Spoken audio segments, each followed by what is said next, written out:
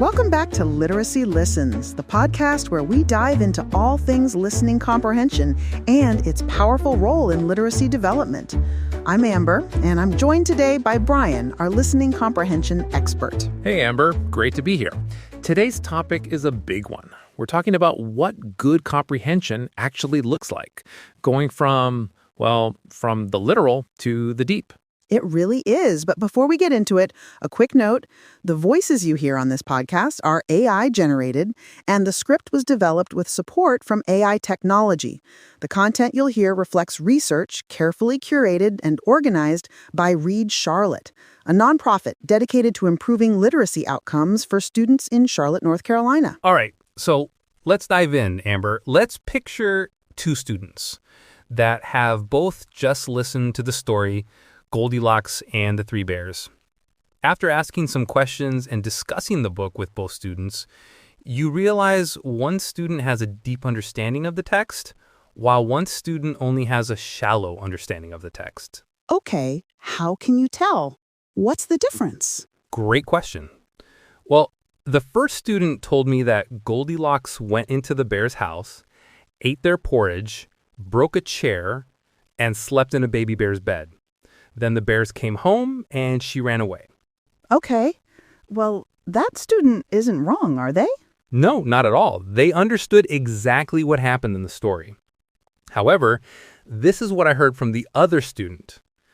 I think Goldilocks kept trying the porridge, chairs, and beds because she was curious and wanted to find something that felt safe and comfortable.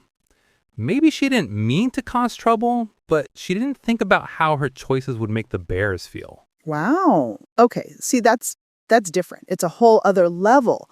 What do these responses show us about depth of comprehension? Exactly. They show us that comprehension isn't just an on or off switch. It's a continuum. It runs from shallow to deep. That first student showed what we call shallow comprehension. It's a literal understanding of the text. Right. He was just repeating what was explicitly there. But that second student, they show deep understanding.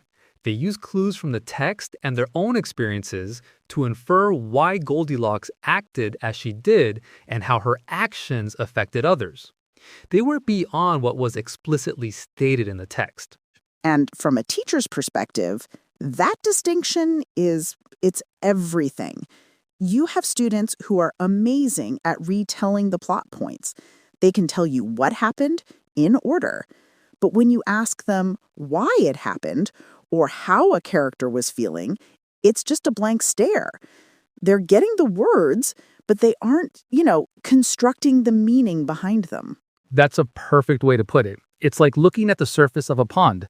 Shallow comprehension is just seeing what's right there on the surface. You see the water, the reflection of the sky, maybe a few lily pads floating. I like that. It's the literal, visible stuff. Right. But deep comprehension, that's what happens when you put on a pair of goggles and look beneath the surface. Oh, I love that. Yes. Suddenly you see all the life under there, the fish swimming, the plants growing from the bottom, the way everything is connected in a whole ecosystem.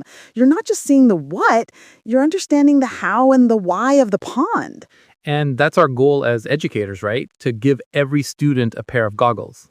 So how do we do that? How do we move kids from just skimming the surface to actually diving in and exploring what's underneath? Well, just one important piece of the puzzle, especially in the early years, happens during read-alouds.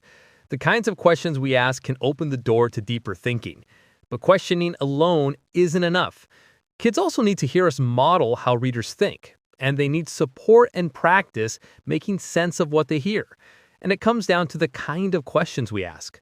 We as adults tend to default to shallow, literal recall questions. The what questions. What color was her dress? What did he eat for breakfast? What did they find in the forest?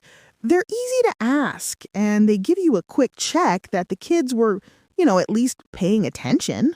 Exactly. They're surface questions. They invite a surface-level, shallow response. To get kids to go deeper, we have to model that curiosity. We have to ask why and how questions. So instead of, what did Lily do? We ask, why do you think Lily did that? Instead of, was the puppy sad? We could ask, how do you know the puppy was sad? What clues did the author or illustrator give us? That's the move. It's the difference between asking for a fact and asking for an interpretation. Now, for our youngest students, this can be a big leap, so we need to provide scaffolds. Right, you can't just ask a 3-year-old, what was the internal motivation of the antagonist? Probably not, but you can scaffold. You could offer a possible inference as a starting point. Something like, I wonder if the wolf was grumpy because his tummy was empty. What do you think? You're giving them the language of inference to try on. You're basically handing them the goggles for a second and saying, hey, try looking through these. And all of this building of deep thinking, it just reinforces what we talked about back in episode 1. This entire process starts with listening comprehension. Absolutely. These are comprehension muscles that we can and should be building through oral language and read-alouds long before a child can decode a single word on their own. It's the foundation for everything that comes later in reading. It really makes you think. So here's a reflective question for all the teachers and caregivers listening. Next time you do a read aloud, notice whether your questions invite shallow or deep thinking. What do you learn from your students' responses? That's a great challenge. And it's important to remember that this isn't about getting the right answer. It's about the process of thinking. Sometimes a student's answer might seem way off base, but if you ask them, what made you think that?